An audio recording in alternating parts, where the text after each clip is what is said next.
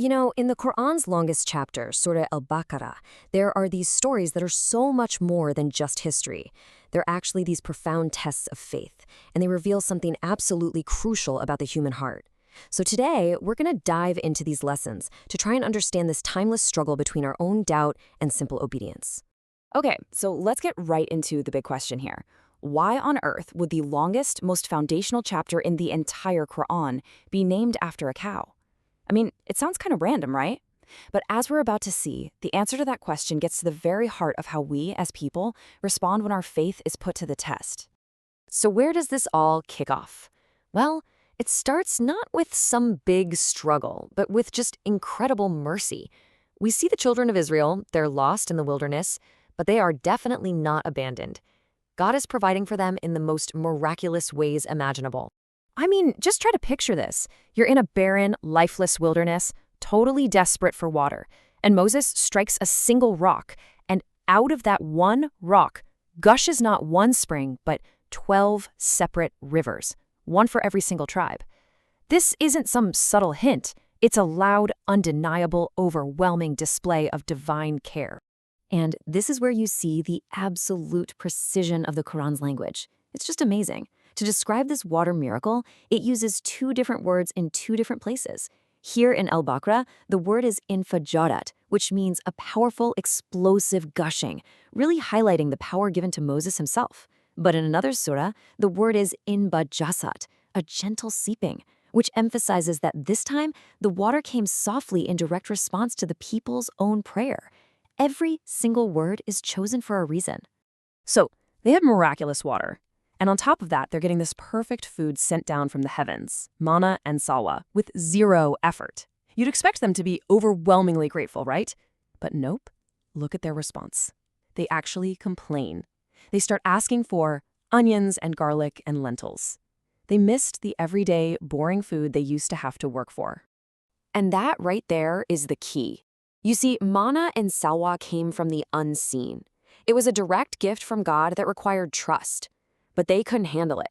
They wanted what they could see, stuff that grows from the dirt, stuff that felt familiar and real to them. This was a deep failure to trust in the divine, and this theme is going to come up again and again. And the consequence? Wow, it's packed into this one Arabic phrase. The reply to their demand is, go down to any town. But that word for go down, ihbitu, is so important.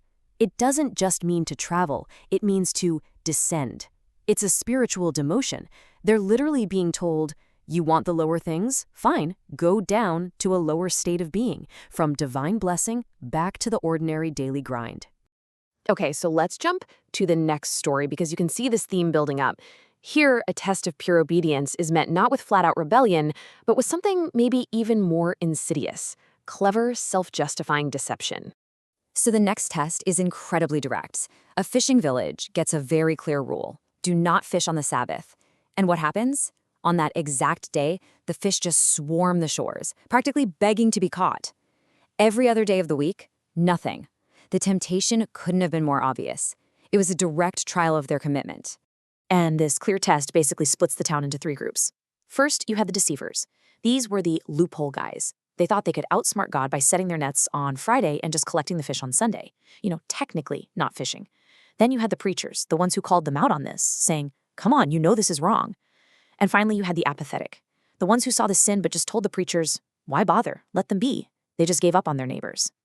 So when the punishment comes down, who gets saved? The Quran is crystal clear. It wasn't the apathetic group who stayed silent, only that second group, the ones who actively spoke out and forbade the evil. They were the ones who were delivered. It's a powerful lesson, right?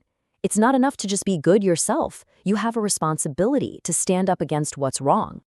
And that brings us to the main event, the story that gives this whole chapter its name. And honestly, it's the ultimate case study in something we all do, taking a simple, straightforward instruction and, through our own resistance and questioning, making it ridiculously complicated.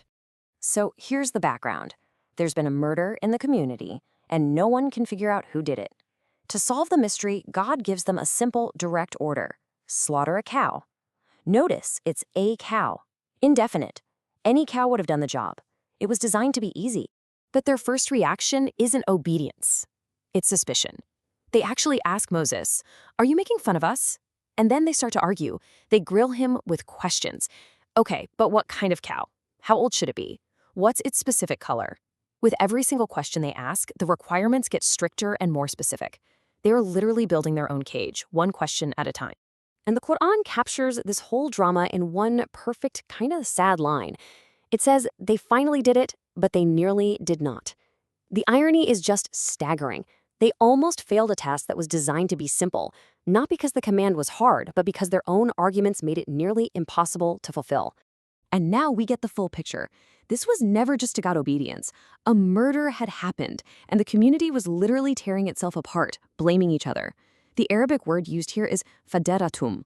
This isn't just a polite disagreement, it's a word that means a violent, aggressive, finger-pointing free-for-all. The command to slaughter the cow was a way to stop them from self-destructing. And the finale is just breathtaking. They're told to take a piece of this slaughtered cow and strike the dead body with it. And in that moment, bam, the impossible happens. The dead man is resurrected for just a moment, long enough to name his killer.